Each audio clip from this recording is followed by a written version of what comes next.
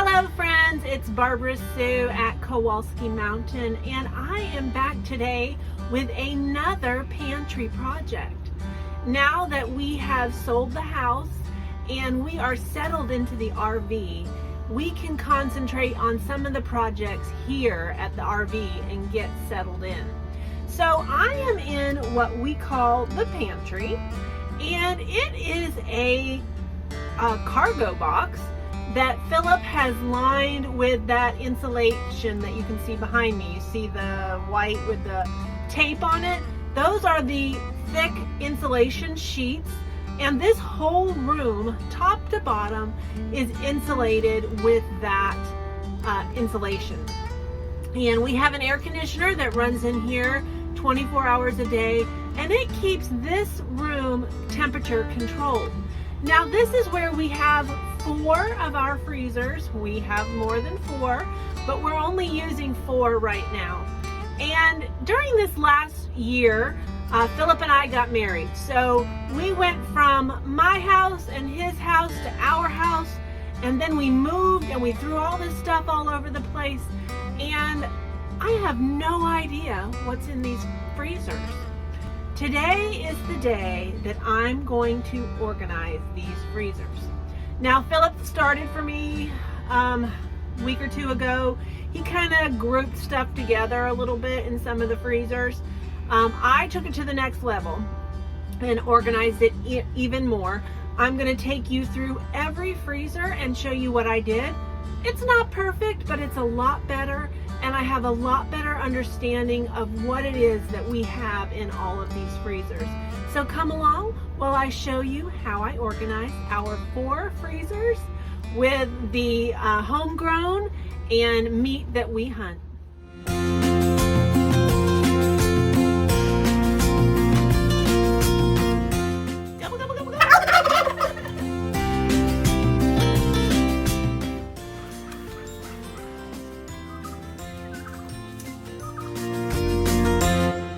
So just to give you a quick tour of how I'm organizing the venison freezer.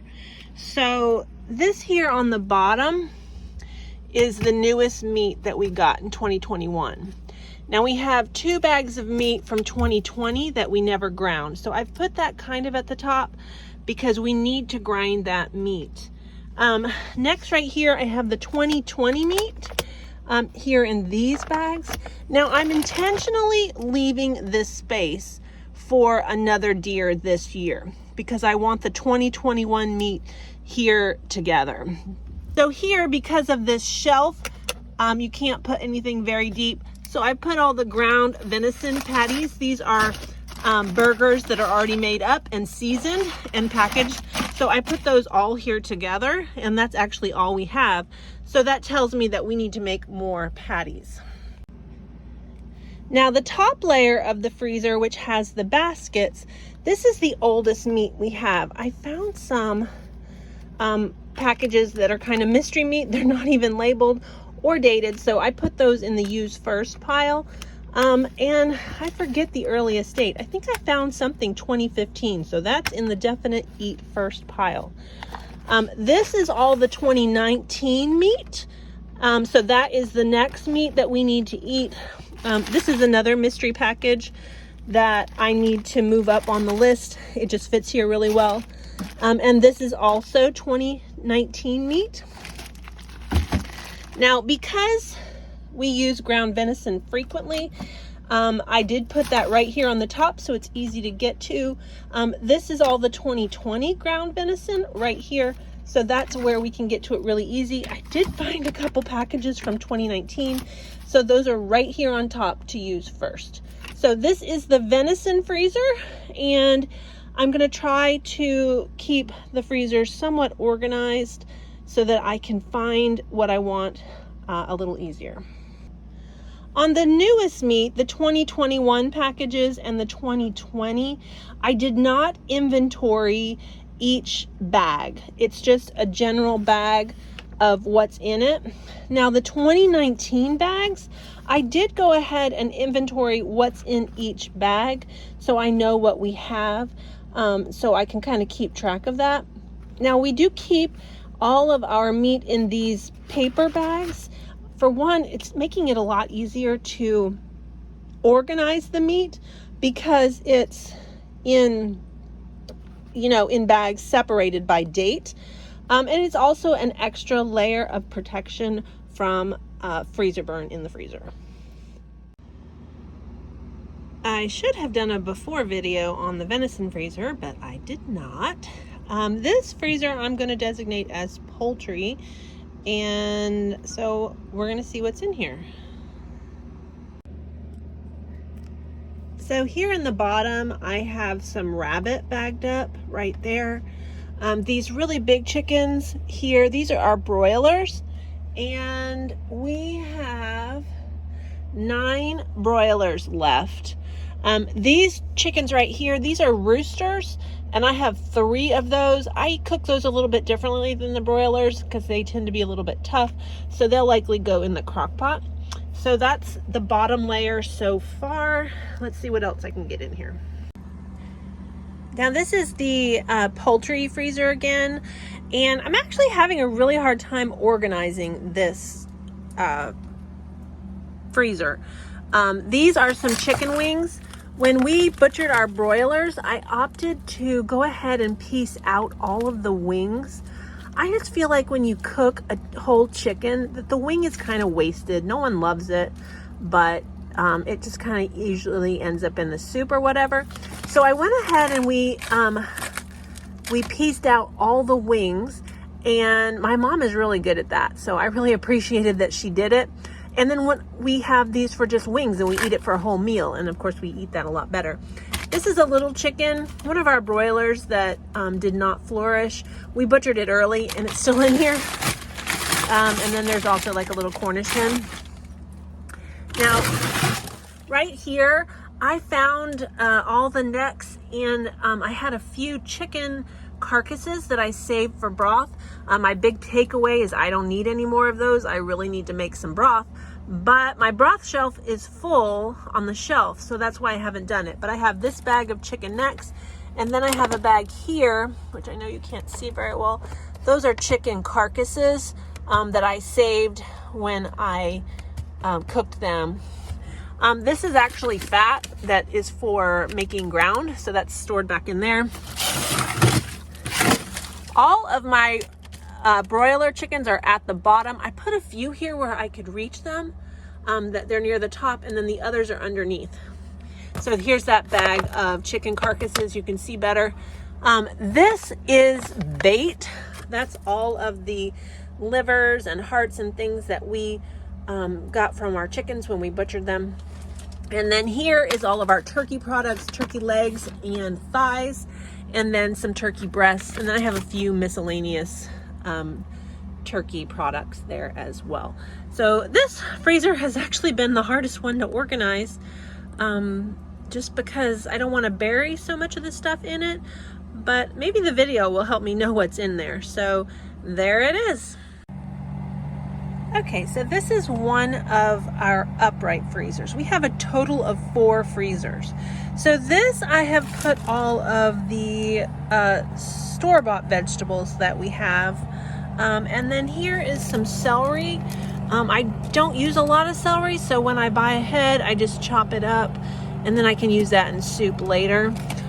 This is some smoked pork butt, and then this is some beef stew that I made and froze. That's kind of miscellaneously put here. My husband likes to have frozen drinks for work, and actually this whole space will probably be filled with that.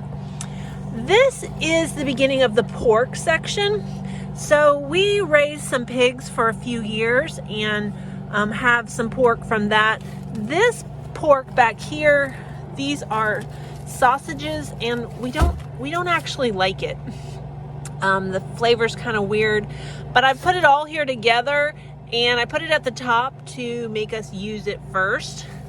These are some ribs from our pigs, and even though we raise pork, my husband loves brown and served sausage, so it's there. This is all of our bacon that we home cured. Some of it's good for cooking, some of it's good for eating. The cooking meat is just a lot more fatty, and it tastes good, but it's just a lot of fat. Over here is my miscellaneous pork. There's store-bought bacon in there, some pork chops, I think a pork tenderloin, and some sausage that he wanted to smoke from our home smoked, or from our home ground pork.